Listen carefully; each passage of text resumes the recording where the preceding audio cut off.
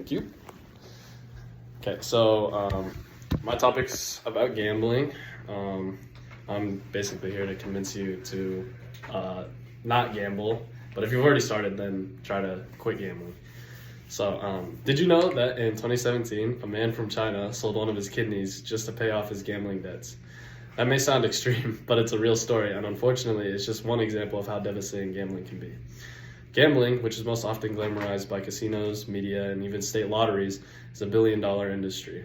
But beneath the flashy lights and exciting commercials, it preys on the psychological vulnerability and financial desperation of countless people. I've seen firsthand through my own family history how gambling can destroy lives. That's why I feel personally compelled to speak up. I want to convince everyone who hears my words today to recognize gambling for what it really is. Not harmless fun, but a dangerous addiction that can consume lives. This issue is especially relevant for younger people. I recently saw a TikTok video of a man who looked to be in his 60s. He shared a powerful warning targeting younger individuals. He said, if you're 18 or younger, you need to be extremely careful if you ever consider gambling. From the moment he turned 18, he started gambling, and he struggled his whole life, or he struggled for the rest of his life with it. And that really stuck with me. So I just want to prevent other young people from heading down that same path before it's too late. Gambling may seem like a fun social activity and a quick way to win money, or something that brings people together, but in reality, it often does the exact opposite, tearing families apart, creating poverty, and fueling criminal behavior, which can lead people into depression or even suicide. Gambling should be banned because it provides no meaningful benefit to society. Instead, it causes real harm, and we can't keep ignoring that. So let's begin by talking about just how dangerous gambling really is and how it operates similarly to drugs. No matter how much or how little money you bet, gambling is inherently dangerous. It's not designed to be fair or harmless. It's designed to get you hooked. According to James Whelan, a research professor of clinical health, about 1% to 2% of U.S. adults will suffer from a gambling disorder. At some point in their lives, that may sound like a small percentage, but it represents millions of people. And for those people, the consequences can be devastating. On top of that, the Georgia Department of Behavioral Health and Developmental Disabilities, reports that gambling addicts have the highest suicide rate of any type of addict. Between 70 and 76% of all compulsive gamblers have a lifetime history of depression.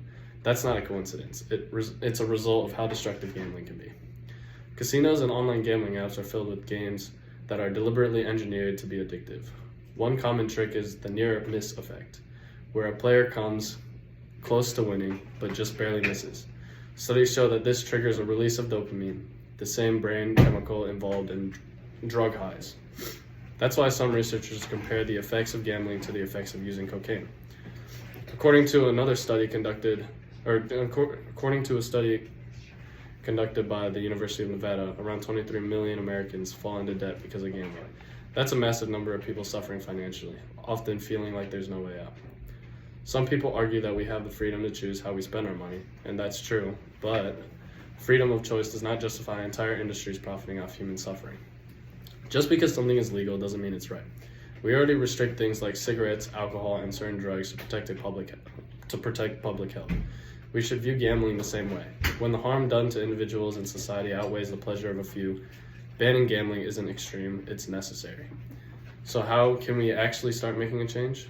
First, we need to talk about it. Talk to your friends, your family, your classmates, whoever will listen. Most people don't know how dangerous gambling really is until it's too late. Make sure they understand what's really at stake. Next, let's bring this message to schools and communities. Schools often have presentations warning about the dangers of drugs, alcohol, and smoking, but rarely do they talk about gambling. That's a missed opportunity, especially since gambling affects the same brain pathways that can be just as damaging. Then, we need to take action. Don't support casinos or gambling apps. These companies target vulnerable people, especially those already struggling financially. Their ads are designed to make gambling look like a quick fix for money problems, when in reality it usually makes things worse. We should also be careful about what we teach the next generation. Avoid exposing kids to games where betting is a big part of the experience. According to the National Library of Medicine, compulsive gamblers often pass their habits down to their children, and in some cases, those children may even inherit a gene that makes them more prone to addiction. If you happen to be struggling with gambling, know that it's okay to ask for help. In fact, it's brave to do so.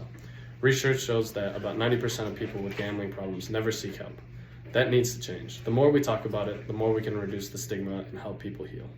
Ultimately, this isn't a problem we can fix overnight, but change starts with awareness. Change starts with all of us.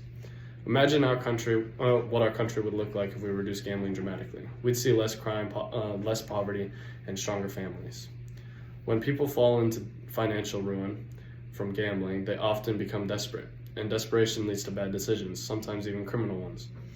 People have been known to rob stores or even banks just to pay off gambling debts, and it's not just extreme crimes. Petty theft, fraud, and family conflict are all connected to gambling-related desperation.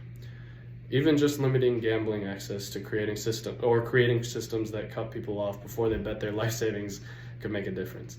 It might not solve all of society's problems, but it would absolutely help. A reduction in gambling could also lead to lower rates of depression, and people wouldn't feel as hopeless or financially unstable. We could become a happier, healthier country overall. Of course, gambling is so widespread that it's hard to eliminate completely. Like drugs, it will probably always exist in some form. But that doesn't mean we can't fight back. That doesn't mean we shouldn't try to make things better. So ask yourself, if we want a future that's safer, healthier, and more hopeful, why are we still allowing gambling to thrive? Gambling is not a harmless pastime. It's an addictive trap that feeds off people's psychological weaknesses. It causes debt, crime, depression, and even suicide. In a world where we claim to care about mental health, public safety, and economic justice, how can we continue to allow something so damaging to go unchecked? It's time we open our eyes to what gambling really is, a parasite on society, and stop glorifying it as entertainment. Let's speak up. Let's help others recognize the danger. Let's create a culture that values stability over risk and a long-term well-being over instant gratification. Let's work together for a future where fewer lives are destroyed by something as pointless as gambling. Thank you.